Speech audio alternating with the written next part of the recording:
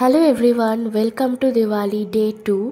আজকের ব্লগটা প্লাস দিনটা দুটোই আমি স্টার্ট করলাম মিয়ামোরের পেস্ট্রি খেয়ে। দেন আমি তো বলেছিলাম আগেই যে আমার বাড়িতে ছাদে কাজ চলছে, আর এই যে এখানে আমার বড় ঠাম্মা প্রত্যেক বছর বাড়িতেই টবে 14 শাক লাগাই। ভূত চতুর্দশীর দিন আসল চতুর্দশীটা অনেকটা বেলা করেই লেগেছিল, আর আজকে 2:55 পর্যন্ত চতুর্দশী থাকবে, সেই কারণে আজকেই 14 শাকটা খাচ্ছি। এখানে তো মা ওয়াটার দিয়াগুলো প্রিপেয়ার করছে, কারণ আজকে তো আবার মোমবাতি দিয়ে সাজাবো ঠিক করেছি। আগের দিনও সাজিয়েছিলাম, বাট ক্লিপস কটা নেওয়া হয়নি। আজকে তো আবার লাগাবো মোমবাতি। ওয়াটার দিয়াগুলোকে ছাদেই সাজাচ্ছি, কারণ এখানে হাওয়া দিলেও নিভবে না, অনেকক্ষণ ধরে জ্বলবে, দেখতেও ভালো লাগবে। আর বাকি মোমবাতিগুলো বারান্দায়, নিচে গ্রিল বারান্দায় এগুলোই দেবো। তাও কিছু মাটির প্রদীপও জ্বালিয়েছিলাম হরিতলাটা সাজাবো বলে, আর খুব সুন্দর লাগছে সাজানোর পর দেখতে। নিচে তো সন্ধেবেলায় ওয়াটার পিউরিফায়ারটা ইনস্টলেশন করতে চলে এসেছিল, কিনে রাখাই ছিল কাল থেকে। So hello guys, welcome to Diwali day 2। আজকে ওপারের ঠাকুরগুলো দেখতে বেরোবো, আর সান্টা ফকিয়া ক্লাব প্লাস সয়দাবাদের দিকে যাওয়ার ইচ্ছা আছে।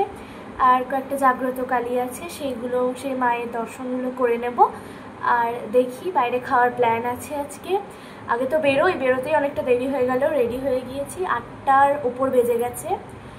এবার বেরোতে আরও কিছুটা দেরি হয়ে গিয়েছিল, কারণ পটকা ফাটাচ্ছিলাম নিচে কয়েকটা। আর কাঁদি থেকে মাসি, মেসো, ভাইরাও এসেছিল ঠাকুর দেখবো বলে। আর কাকা যখন চরকিগুলো ফাটাচ্ছিল, আমার বোন তো ভীষণ ভয় পেয়ে গেছিল, ও আবার ভেতরে চলে গেল।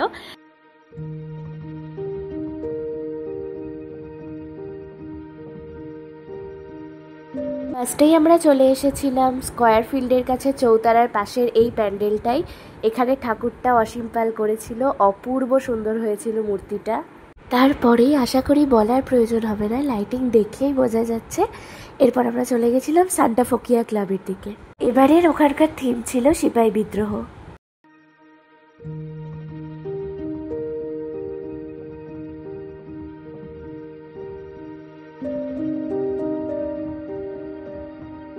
যেহেতু এই কটা ঠাকুরের সব কটাতেই লাইন দিতে হয়েছিল, তাই অনেকটাই রাত হয়ে গেছিলো অলরেডি। আর আমরা ঠিক করেছিলাম আজকে ডিনারটা লেক ভিউতেই করব, তাই দেখলাম এর চেয়ে বেশি দেরি করলে তো ওখানে আবার সেই 2-2.5 ঘন্টা ওয়েটিংয়ে দাঁড়াতে হবে, তাই এখনই বেরিয়ে গেলাম আর দেরি না করে। লেক ভিউতে ভিড় ছিল না এমনটা না, যে কোনো অকেশনে এখানে তো ভীষণই ভিড় হয়।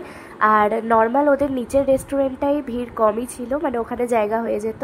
বাট আমরা ছবি টবি বেশ ভালো আসবে বলে রুফটপটাতেই যেতে চেয়েছিলাম। আর ওখানে 5টা সিট খালি ছিল, আর আমরা তো ছিলাম 6 জন, তাই একটু ওয়েট করতে হয়েছিল। ওই মোটামুটি 15-20 মিনিটের মধ্যেই আমরা 6 সিটের একটা টেবিল পেয়ে গেছিলাম, সেরকম কোনো অসুবিধা হয়নি বা বেশিক্ষণ ওয়েট করতে হয়নি। তাও তো এবারে তাড়াতাড়ি সিট পেলাম। আগেরবার দিওয়ালির ফার্স্ট ডেতে এসেছিলাম বলে আমাদের 2.5 ঘন্টা ওয়েট করতে বলেছিল। যাই হোক, চটপট মেনু দেখে আমরা কড়াই চিকেন আর মিক্সড ফ্রাইড রাইস অর্ডার করেছিলাম। তারপরেই আমরা গোড়া বাজারের দিকে আর একটা খুব সুন্দর প্যান্ডেল হয়েছে, ওটা দেখতে চলে গিয়েছিলাম। এখানেও খুব সুন্দর লাইটিং করেছিল।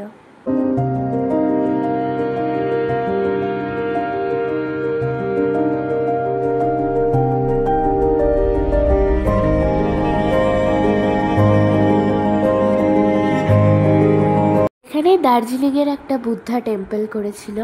আর আমাকে বেশিরভাগ জায়গাতেই ভয়েস পুট করতে হচ্ছে, কারণ কপিরাইট পড়ে যাবে, কারণ প্রায় সব প্যান্ডেলেই গান বাজছে। আর এটার পর আমরা চলে গেছিলাম OIMA ময়দানের কাছের প্যান্ডেলটায় কালী ঠাকুরটা দেখতে। সো এখন প্রায় রাত 1:30 বাজতে যায়, আর বাড়ি এলাম। ফাইনালি ঠাকুর দেখা কমপ্লিট হলো। তাও 2-1 জায়গায় দেখিনি, আমরা খেতে গিয়ে অনেকটা লেট হয়েছে। আজকের মানে দিওয়ালির ব্লগটা এখানেই শেষ করছি। আর ভালো লাগলে অবশ্যই like, comment, share and subscribe to my channel. Bye bye, see you in my next blog.